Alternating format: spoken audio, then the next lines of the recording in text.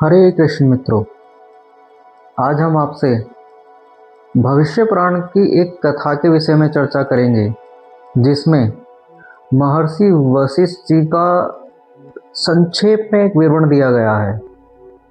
आइए शुरू करते हैं। महर्षि वशिष्ठ की शिव उपासना।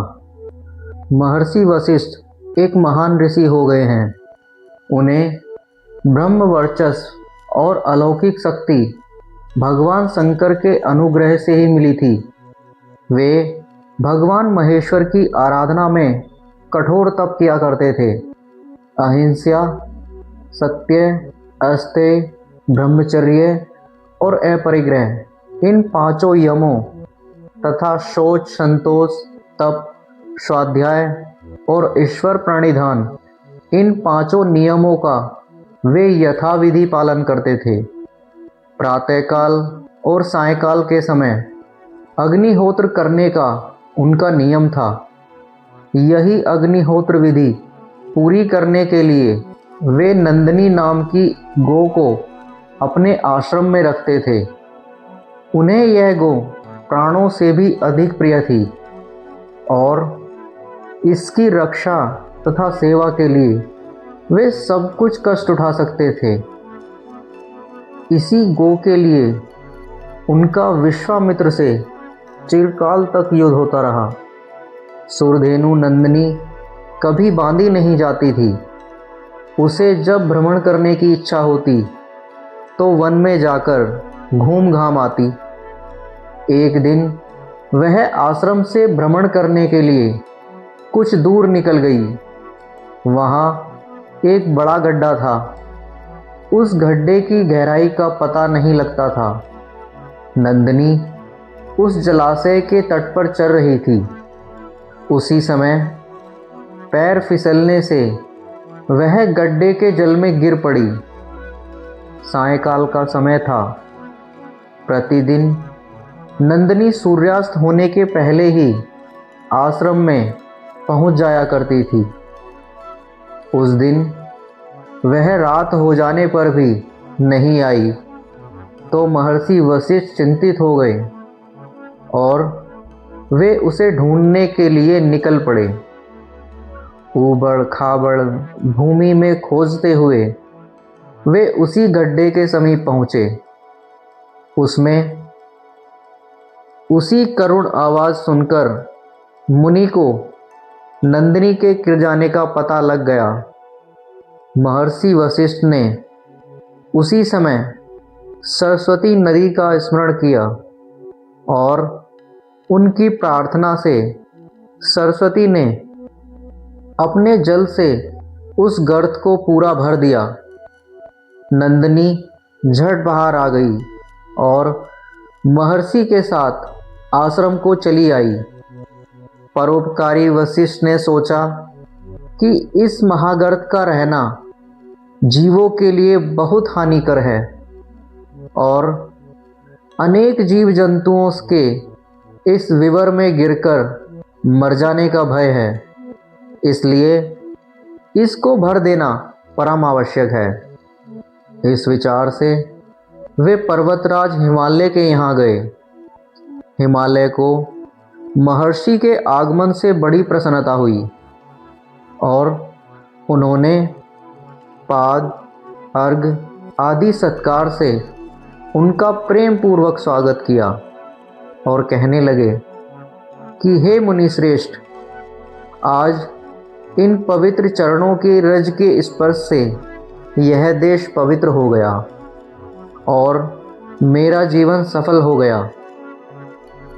देवों के भी परम पूज्य आप जैसे महर्षियों का आगमन साधारण भाग्यों से नहीं होता। मेरे योग्य सेवा का आदेश कीजिए। आप जैसे महर्षियों एवं पुण्यात्माओं की सेवा में मेरा सभी कुछ समर्पित है। महर्षि वशिष्ठ ने उनके नम्र वचन सुनकर प्रसन्न होते हुए उस गर्त की बातें उन्हें बतलाई और किसी पर्वत द्वारा उस गर्त को भर देने के लिए कहा। इस पर हिमालय ने कहा कि मैं तो पर्वत भेजने के लिए तैयार हूँ, पर उसके वहाँ तक जाने का उपाय क्या है? पहले तो पर्वतों के पक्ष थे और वे जहाँ चाहते थे उड़कर चले जाते थे, पर अब तो इंद्र ने उनके पक्षों को काटकर उन्हें अचल कर दिया है, जिससे वे कहीं नहीं आ जा सकते। ऐसी अवस्था में यहाँ से पर्वत का पहुँचना असंभव है। वशिष्ठ ने कहा, हे पर्वतोत्तम, आपका कहना तो ठीक है, पर एक उपाय से काम चल सकता है। वह यह कि आपके नंदीवर्धन नामक पुत्र का अर्बुद नाम वाला एक मित्र है, उसमें उड़ने की शक्ति है।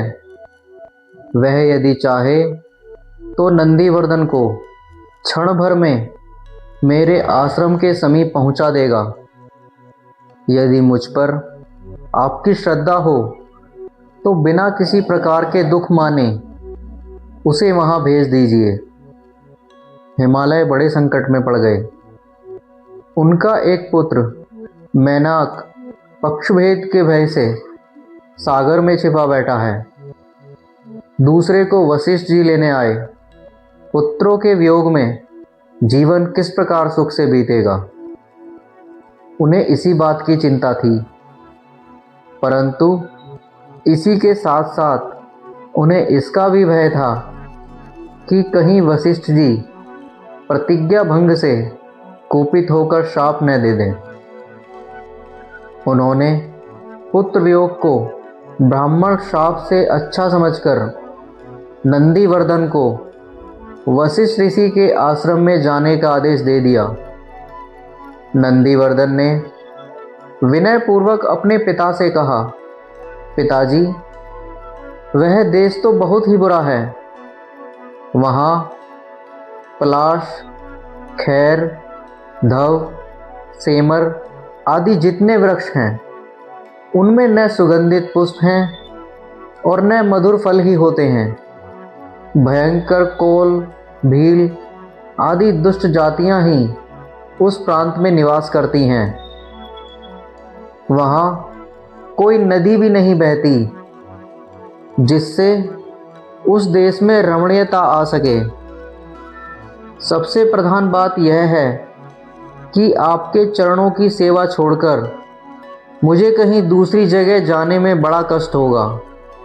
अतएव आप हमें अपनी ही शरण में रखिए। वशिष्ठ जी ने कहा, नंदीवर्धन, तुम वहाँ की कुछ भी चिंता मत करो। तुम्हारे शिखर पर मैं नित्य स्वयं निवास करूँगा। विमल सलिल से लहराती हुई नदियाँ बुलाऊँगा, जिससे मनोहर पत्र, पुष्प और फलों से परिपूर्ण वृक्षों से उस देश की अलौकिक शोभा हो जाएगी।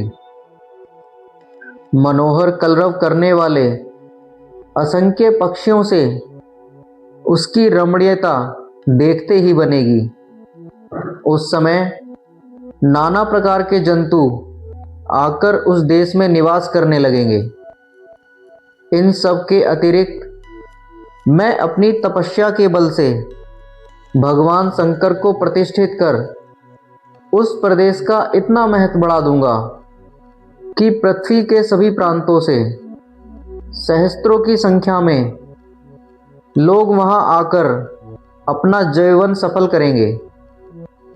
वहां सभी देवताओं का वास होगा। मुनि के वचन सुनकर नंदीवर्धन को बड़ी प्रसन्नता हुई और वह अर्बुद की सहायता से वशिष्ठ जी के साथ उनके आश्रम में जा पहुंचा। अर्बुदाचल ने नंदीवर्धन को उस गर्त में छोड़ दिया और स्वयं भी वहीं रह गया। उन दोनों पर्वतों पर वशिष्ठ जी बड़े प्रसन्न हुए और कहने लगे कि तुम लोगों को जो वर मांगना हो मांग लो, मैं बहुत प्रसन्न हूँ। अर्बुदाचल ने कहा कि महर्षि, यदि आप मुझ पर प्रसन्न हैं तो यह वर दीजिए कि मेरे इस निर्बल सलील से परिपूर्ण झरने की ख्याति संसार भर में नाग तीर्थ के नाम से हो जाए। इसमें स्नान करने से मनुष्य को परम धाम मिले। यदि वंध्या स्त्री इसमें स्नान कर ले तो उसे पुत्र प्राप्त हो जाए। वशिष्ठ जी ने प्रसन्नतापूर्वक ऐसा ही होगा यह कहा। तदंतर नंदीवर्धन ने वर मांगा कि आप सर्वदा यहाँ निवास करें और इस स्थान का अर्बुद यह नाम प्रसिद्ध हो।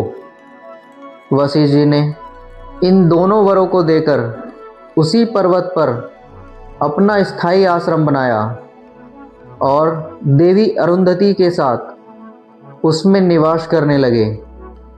अपनी तपस्या के प्रभाव से वे गोमती नदी को वहां ले आए, जिसमें स्नान करने से घोर पाप करने वाला भी मनुष्य स्वर्गलोक को प्राप्त होता है। माघ के महीने में मनुष्य इसमें स्नान कर जितने तिल का दान करता है उतने वर्ष तक स्वर्ग में अलौकिक सुख भोगता है।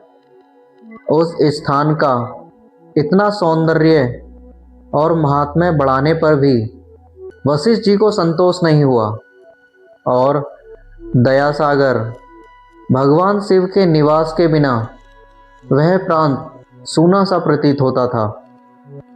जिस देश में भगवान का मंदिर ना हो वह कितना भी सुंदर क्यों ना हो, कुदेश ही है। इसलिए वशिष्ठ जी ने महादेव जी की आराधना में दुष्कर तप करना प्रारंभ कर दिया। 100 वर्षों तक उन्होंने केवल फलों का आहार किया। 200 वर्ष तक केवल सूखे पत्ते खाकर रहे। 500 वर्ष तक केवल जल पीकर बिताए और 1000 वर्ष तक केवल हवा पीकर भगवान की आराधना करते रहे। तब भगवान शंकर उनके ऊपर प्रसन्न हुए।